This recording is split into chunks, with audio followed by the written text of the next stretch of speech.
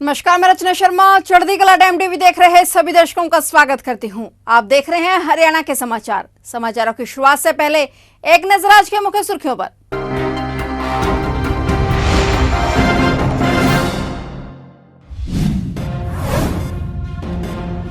हरियाणा वासियों के लिए बड़ी खुशखबरी, अब प्रदेश में भी दौड़ेंगी कई सारी वंदे भारत ट्रेनें।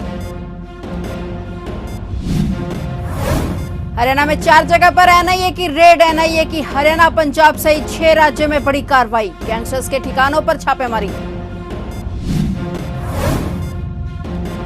राज्यपाल के काफिले में हादसा, पलटी दमकल विभाग की गाड़ी, फायरमैन का कान कटकर हुआ अलग।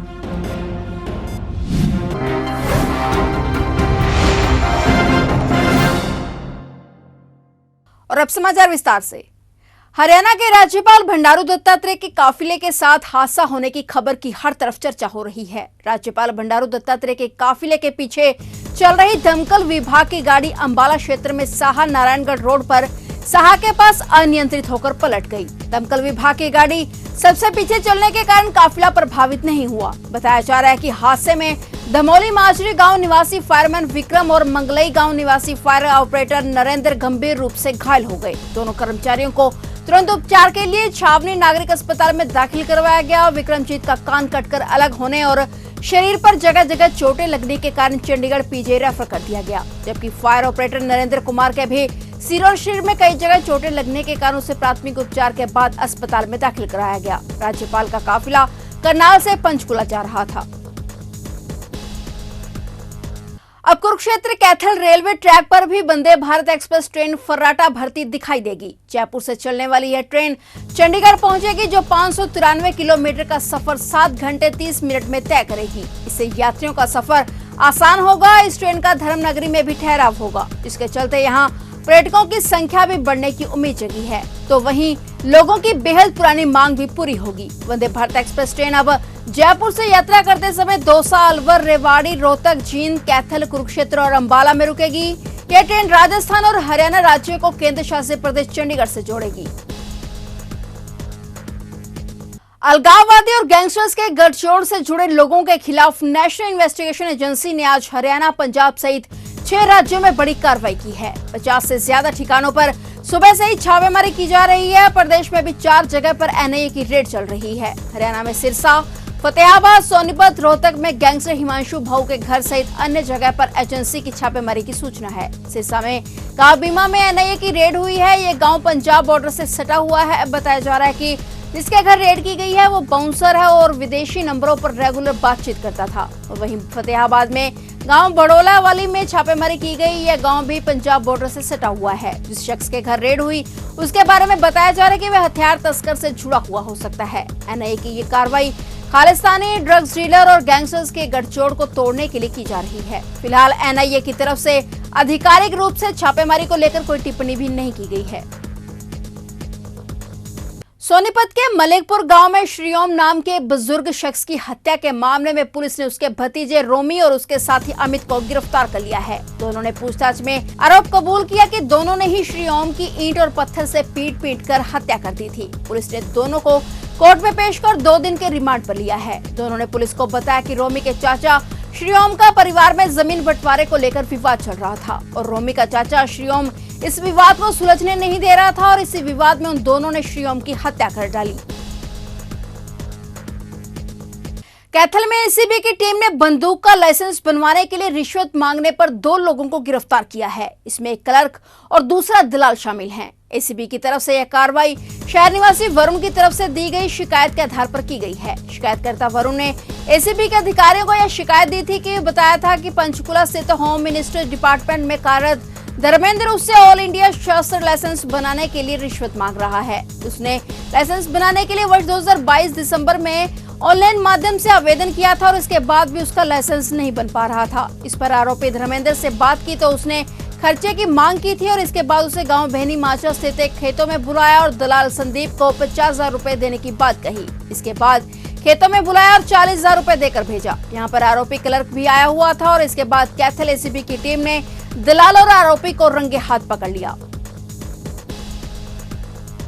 हरियाणा विधानसभा चुनाव से पहले बीजेपी को बड़ा झटका लगा है। हरियाणा के पूर्व मंत्री जगदीश यादव ने भारतीय जनता पार्टी को अलविदा कह दिया। उन्होंने बीजेपी का दामन छोड़ कांग्रेस का हाथ थाम लिया है। पूर्व कैबिनेट मंत्री जगदीश यादव आज अपने समर्थकों के साथ कांग्रेस में शामिल हो गए हैं। जगदीश यादव को प्रदेश अध्यक्ष उदय भान ने पटका पहनाकर कांग्रेस में शामिल करवाया। इस मौके पर कैप्टन अजय यादव, राव दान सिंह, दीपेंद्र हुड्डा, भूपेंद्र हुड्डा, प्रोफेसर संपत सिंह, राव नरेंद्र, राव वीरेंद्र, राव बिल्लू, अनिता यादव भी मौजूद रहे।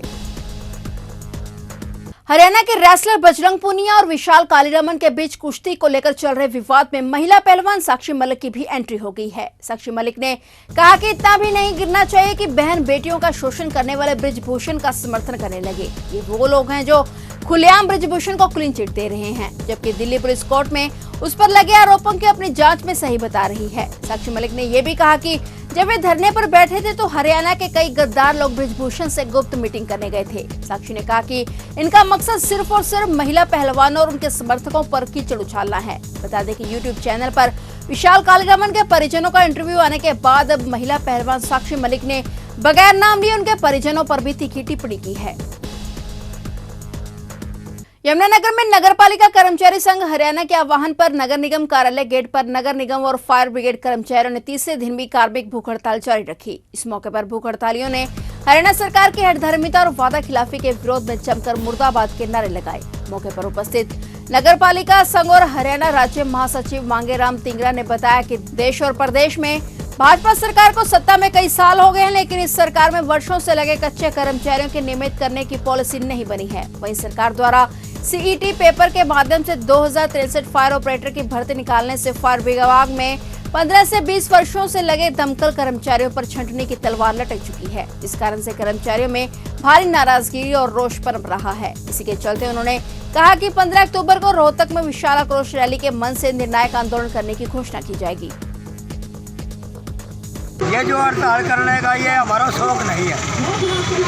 ये मीडिया के माध्यम से हम सरकार को बताना चाहते हैं कि सरकार द्वारा जो 29 अक्टूबर 2022 वो 5 अप्रैल 2023 को नगर पालिका कर्मचारी संघ हरियाणा के राज्य प्रतिनिधि मंडल के साथ जो सरकार और संघ के बीच जो बातचीत हुई और उसमें किए गए समझौतों को सरकार लागू करे, और सरकार ने वादा किया था कि कर्मचारियों की तमाम मांगें जायज़ हैं और हम जल्द से जल्द मानी गई मांगों के परिपत्र जारी कर देंगे। लेकिन आज करीब 9-10 महीने का समय बीत चुका। सरकार द्वारा संघ के माध्यम से दिया गया कर्मचारियों की समस्याओं के प्रति मांग पत्र, उसको आज अनदेखा कर दिया गया। कलायत विधानसभा के दर्जनों गांवों का हिसार के सांसद विरजिंदर सिंह ने मेरी आवाज बनाम मोटरसाइकिल यात्रा निकाली। उन्होंने गांव दर गांव के रोड से यात्रा निकालकर लोगों को जींद जिले में 2 अक्टूबर की रैली का न्योता दिया। उन्होंने आगे कहा कि महात्मा गांधी और लाल बहादुर शास्त्री के जन्मदिन पर यह रैली आयोजित की गई है और ये रैली गैर राजनीतिक है।